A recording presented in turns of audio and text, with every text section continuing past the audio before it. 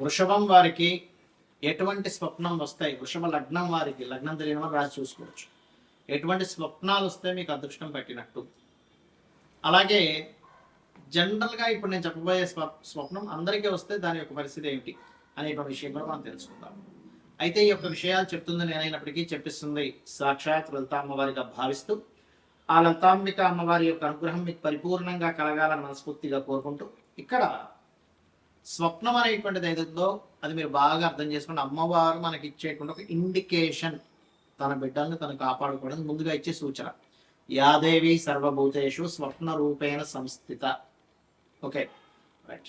అయితే ఈ స్వప్న సంబంధించినటువంటి విషయంలో ముందుగా వృషభం వారికి పచ్చటి చెట్లు వస్తే చాలా మంచిదండి. పచ్చటి చెట్లు, గ్రీన్ డ్రెస్, తోటలు, పొలాలు, పంటలు ఇవన్నీ వస్తే చాలా మంచిది. అదేవిధంగా దేవతా రూపాల్లో కోసం వెంకటేశ్వర స్వామి, కాళికాదేవి, ఆంజనేయ స్వామి ఇలాంటివి కూడా వస్తాయి వాళ్ళ యొక్క ఉపాసన వల్ల.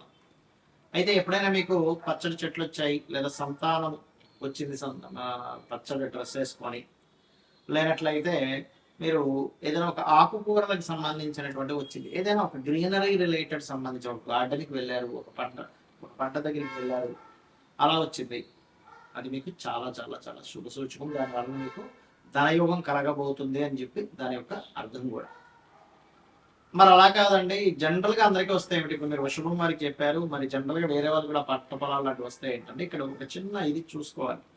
పంట చక్కగా పండినట్టు వచ్చిందా, పంట ఏదైనా నాశనమైనట్టు వచ్చిందా, చాలా ఇంపార్టెంట్.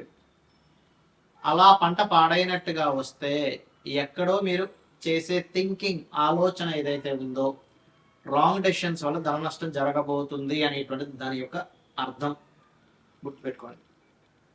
అలాగే కొన్నిసార్లు కొంతమందికి వ్యాపార సంబంధించినటువంటి విషయంలో, అంటే ఏదో దివాలా తీసేసినటువంటి ఒక వ్యాపారం, బంధువర్గంలో కొంచెం అప్పటి వరకు బాగున్న వాళ్ళు ఒక రివర్స్గా ప్రవర్తిస్తున్నట్టు కూడా వస్తూ ఉంటుంది.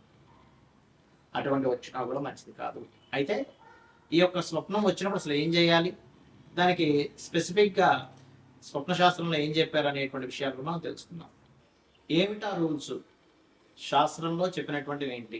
మనం చూడండి, ఎవరైనా ఒక సైంటిస్టులని చక్కగా చదువుకున్న వాళ్ళని అడిగితే ఏం చెప్తారంటే, మీరు చూసినటువంటి పొద్దున ఏదైతే చూస్తారో, ఏదైతే మీరు మాట్లాడతారో అదే మన మైండ్ తీసుకొని స్వప్న రూపంలో అందిస్తుంది అంటారు.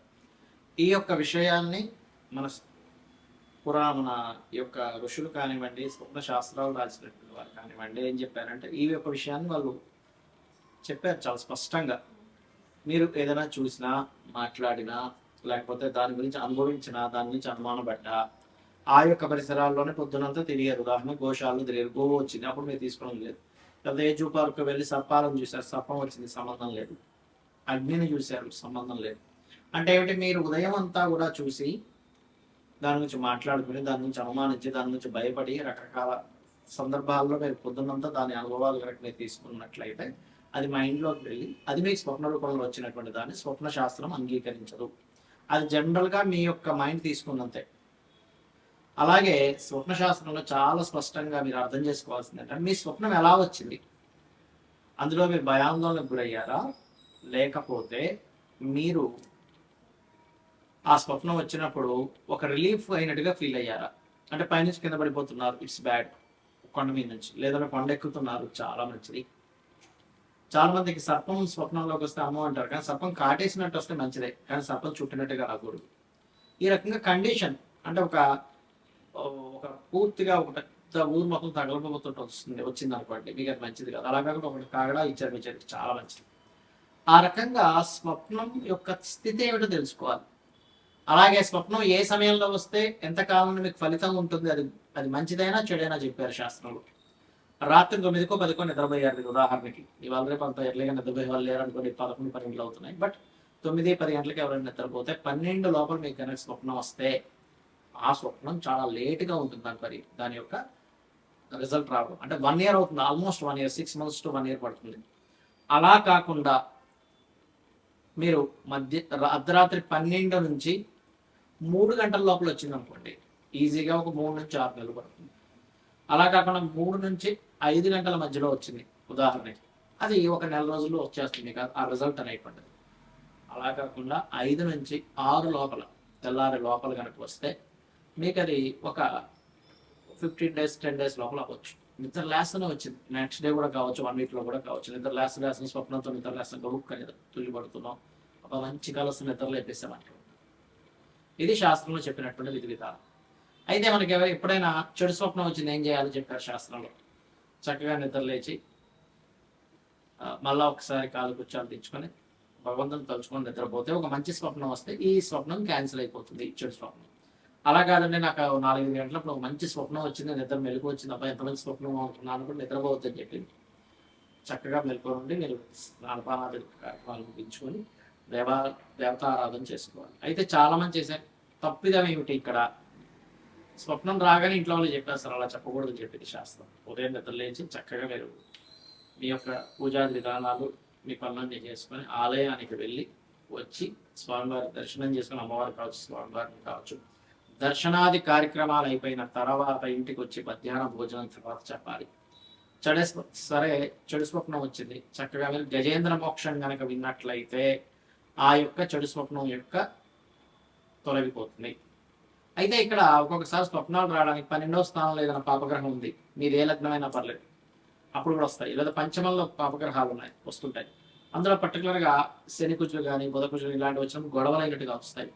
రాహుకేతులు ఉన్నప్పుడు లేదా సర్పదోషం ఏర్పడినప్పుడు పంచమానికి కానీ 12కి కానీ ఆ మహాదశలు అంతర్దశలు నడిచేటప్పుడు కూడా సర్పాలు వస్తాయి.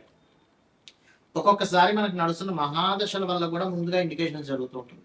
అలాంటి చక్కగా మీరు గజేంద్ర మోక్షం వినడం, లేకపోతే త్రిజట స్వప్న వృత్తాంతం లేదా రామాయణ మహాభారతాలు లాంటివి వినడం, రావి చెట్టు చుట్టూ ప్రదక్షిణం చేసుకోవడం, ముఖ్యంగా రాత్రి సమయంలో నిద్రపోయేటప్పుడు నమశివాయ అనేటువంటి నామాన్ని స్మరించుకుంటూ నిద్రపోతే చాలా మంచిదని చెప్తుంది శాస్త్రం. మరియు రాత్రి నుంచి పగలు నిద్ర లేచే వరకు కూడా మీరు నిద్రలో అలా అనుకుని నిద్రపోయారు, కానీ ఉదయం నిద్ర లేచే వరకు నమశివాయ మంత్రం చేసిన ఫలితం వస్తుంది అని చెప్పి శాస్త్రం చెప్తుంది.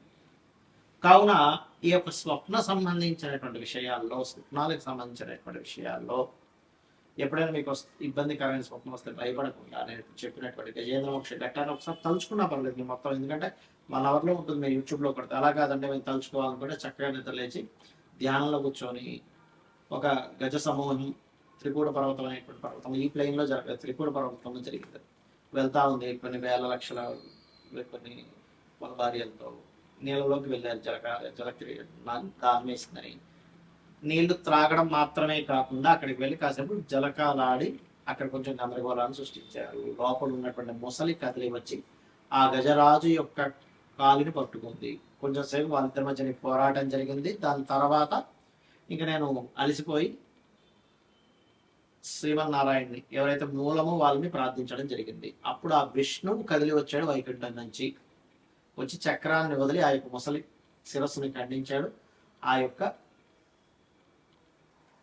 ఏనుగుకి మోక్షాన్ని ప్రసాదించాడు అనేటువంటిది గజేంద్ర మోక్షంలో ఉంటుందని షార్ట్ ఫామ్ లో చెప్పానండి. దీన్ని అలాగా స్మరించుకోవచ్చు. ఎవరికైనా ఎక్కువ కష్టాలు ఉన్నటువంటి వారు కూడా ఉదయం నిద్ర లేచి వెంటనే అలా స్మరించుకుంటే కూడా వాళ్ళ యొక్క కష్టాలు తొలగిపోతాయి. శ్రీమాత్రే నమః.